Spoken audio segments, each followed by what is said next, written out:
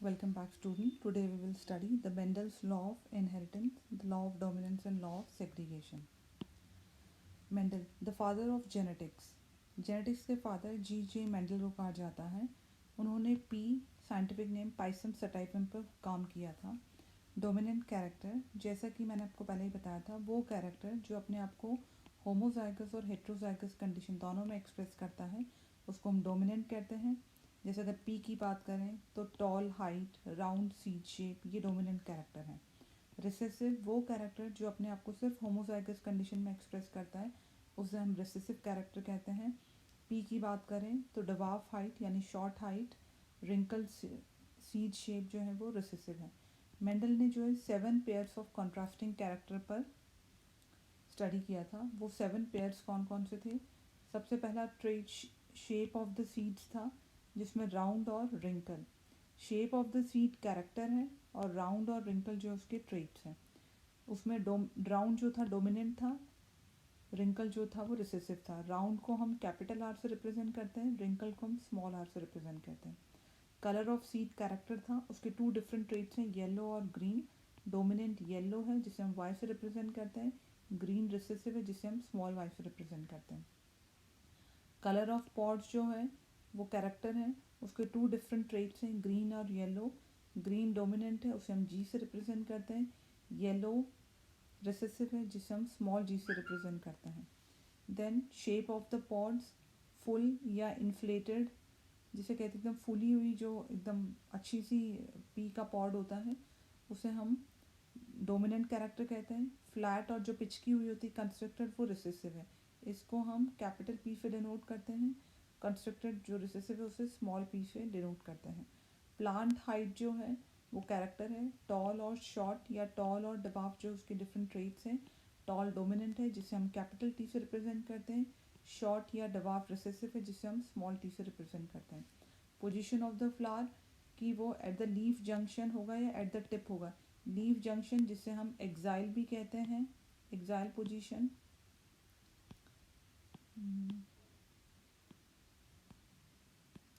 जिसे हम exile position कहते हैं.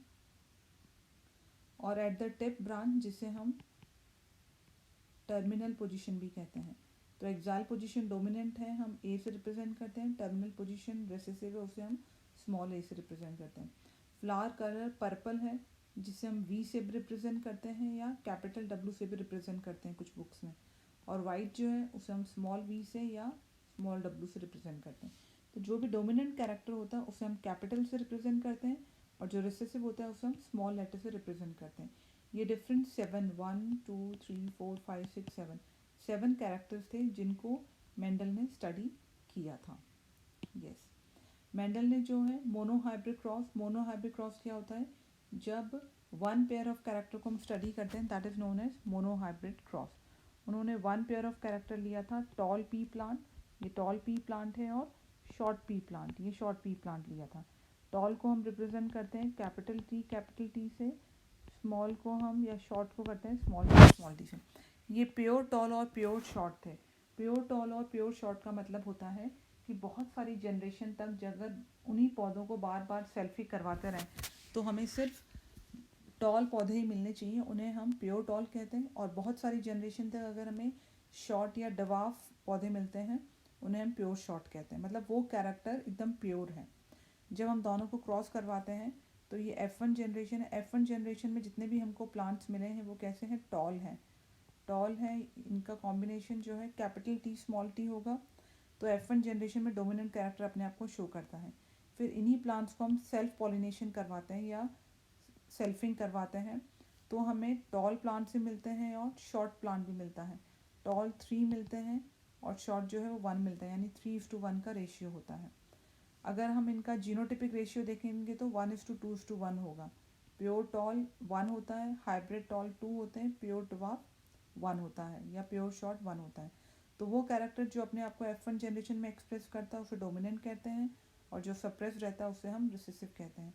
ये फ्लावर कलर के साथ एक्सपेरिमेंट किया गया है, और सेम एक्सपेरिमेंट जो है वो सीड के साथ में किया गया है. चलिए, यहाँ मैं आपको क्रॉस करना बताऊंगी. जैसा क्रॉस आप लोग अपनी नोटबुक में करेंगे, फिर अपनी नोटबुक में नोट डाउन करिएगा. मोनो हाइब्रिड क्रॉस, जैसे मैं बता रही हूँ वैसे ही करना है आपको। कैरेक्टर क्या लिया है हमने, हाइट ऑफ प्लांट, उसके दो फॉर्म हैं, एक टॉल है जो कैपिटल टी टॉल है, और एक डवाफ है। टॉल को हम कैपिटल टी कैपिटल से रिप्रेजेंट करते हैं, डवाफ को हम स्मॉल टी से रिप्रेजेंट करते हैं। बेटा जैसे बता रही हूँ वैसे ही अपनी नोटबुक में नोट डाउन करिएगा। Capital T, small T. ये हमारी पेरेंट जनरेशन है, यहाँ लिखेंगे आप पेरेंट। इन दोनों के बीच में क्रॉस करवाएंगे तो इनके गैमीट्स बनेंगे। इससे जो है 2 टाइप से गैमीट बनते हैं, स्मॉल टी, इससे भी 2 टाइप के गैमीट बनते हैं, कैपिटल टी। मैंने आपको बताया था कि गैमीट्स जो हैं वो हमेशा हैप्लॉयड होते हैं, ठीक है। तो इसके अंदर जो बनेगा वो capital T and small T बनेगा। ये इसको हम बोलते हैं F1 जनरेशन। ये पेरेंट्स है और ये F1 जनरेशन है। यहाँ पे लिखेंगे आप गैमीट्स। F1 जनरेशन में यहाँ पे आप लिखेंगे फिनोटाइप क्या होता है इसका, कैसा होगा ये दिखने में। फिनोटाइप इसका टॉल होगा। और जीनोटाइप क्या होगा इसका, जेनेटिक मेकअप कैसा है, कैपिटल टी और स्मॉल टी।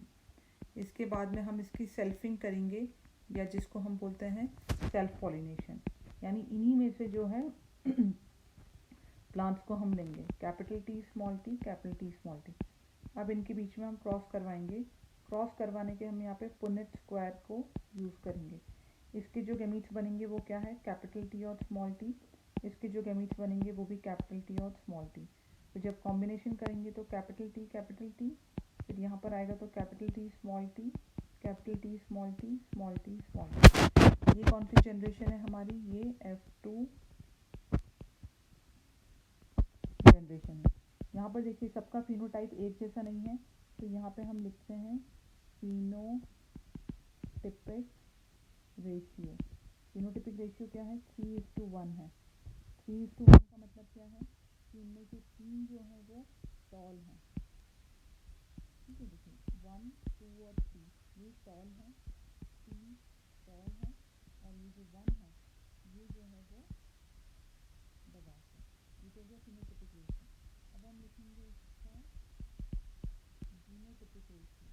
जीनोटिपिक रेशियो क्या है इसका, 1:2:1। कैसे 1:2:1, ये देखिए ये होमोजाइगस है, dominant capital T small T. ये दो जो है वो हेटेरोजाइगस हैं, तो कैपिटल टी स्मॉल टी। और ये जो है वो एक होमोजाइगस रिसेसिव है, तो स्मॉल टी। इस तरह से जीनोटिपिक रेशियो इसका 1:2:1 है, जीनोटिपिक रेशियो 3:1। तो इस तरह से हमने देखा कि जो F1 जनरेशन में कैरेक्टर अपना शो करता है वो डोमिनेंट कैरेक्टर है, यानी टॉल डोमिनेंट है, और जो अपने आप को छुपाए रखता है वो रिसेसिव है। तो डवार्फ यहाँ पर रिसेसिव है। तो इस टाइप से आपको क्रॉस करना है। On the basis of monohybrid cross Mendel ने 2 लॉज दिए थे, law of dominance and law of segregation. Law of dominance ये कहता है, according to first law, character जो अपने आप को होमोजाइगस और हेटेरोजाइगस दोनों फॉर्म में एक्सप्रेस करता है उसे हम डोमिनेंट कैरेक्टर कहते हैं। और डोमिनेंट कैरेक्टर जिस जो है वो दूसरे कैरेक्टर को उसका एक्सप्रेशन मास्क कर देता है, उसको हम रिसेसिव कैरेक्टर कहते हैं। लॉ ऑफ सेग्रीगेशन कहता है, ये सेकेंड लॉ है, गैमीट्स जब फॉर्म होते हैं मियोसिस डिवीजन के द्वारा, तो हर एक गैमीट जो है सिर्फ एक एलील ही लेता है। जैसे हमने देखा था कैपिटल टी स्मॉल टी है, इसके जब गैमीट्स बनेंगे तो डिवीजन कौन सा होगा, उसमें मियोसिस डिवीजन होगा। Meiosis division number of chromosome half हो जाते हैं। 2 गैमीट्स बनेंगे तो यहाँ पर एक में कैपिटल टी आएगा, इसमें स्मॉल टी आएगा। ऐसा कभी नहीं होगा कि एक ही के अंदर कैपिटल टी स्मॉल टी, अगर ऐसा हो जाता है तो इसे एबनॉर्मलिटी कहते हैं। This is law of dominance and law of segregation. Still आपको कुछ नहीं समझ में आया हो तो आप मुझसे गूगल मीट में पूछ सकते हैं। Thank you.